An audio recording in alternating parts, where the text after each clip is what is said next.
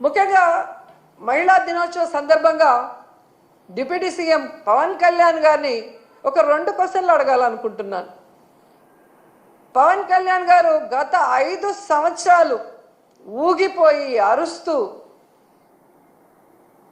మహిళల కోసం ఎంత మాట్లాడారో మనం చూసాం.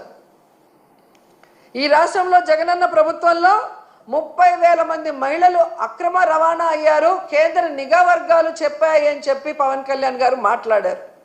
మరి ఈరోజు మీరు అధికారంలోకి వచ్చారు కదా, ఆ 30,000 మంది ఎక్కడున్నారో కేంద్ర నిఘా వర్గాలు మీకు చెప్పలేదా?